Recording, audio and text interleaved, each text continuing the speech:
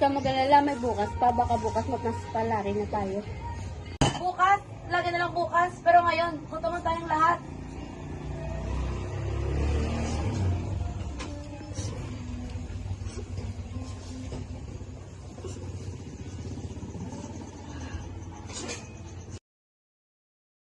Kinabukasan, nakasalubong ni Shane si Willis at Lian na may dalang-dalang sako.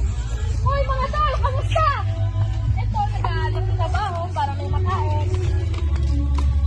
Kung may pera lang sana kami, di kami ganito. Kaya alam kong mahirap, pero hindi lamang pera ang laban dito. Kailangan din ng tiyaga, tiwala at disiplina. Madaling sabihin, mahirap gawin. Totoo. Pero kahit sa pinakamaliling lugar na tayo, hindi pa rin sa dulo. At sa atin na yan kung aabutin natin. Matapos nilang makausap si Shane, pumunta ang magpamilya sa basurahan upang makakita ng makakain. Ayun o! Asan yung wala ko sinelas? Ako sinelas yun o. Bagay yan sa'yo. Ang baho-baho. Parang pagkain tayo bukas, kahit tira lang. Basta hindi tayo gugutumin. Hindi dapat tayo ganito ang buhay natin eh. Kaso wala tayong choice. Hoy! Takbo! Takbo! Ate, takbo na! Takbo na, ate! Okay na to, kahit kaunti lang. Basta may makain kami. Ito na bunso. Wow! Kainin mo yan, ha?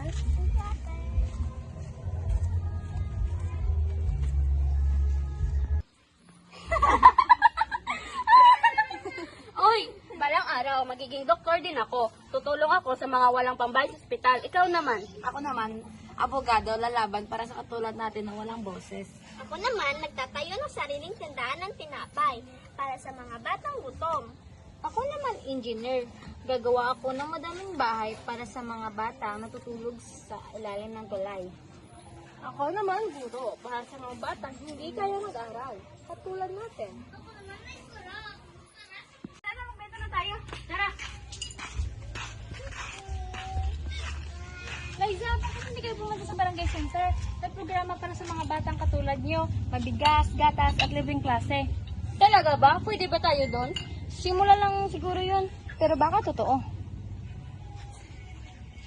Mga buwisit to. Ang kahirapan, hindi habang buhay. Hanggat may pangarap, may laban. At hanggang magkasama kami, hindi kami susuko.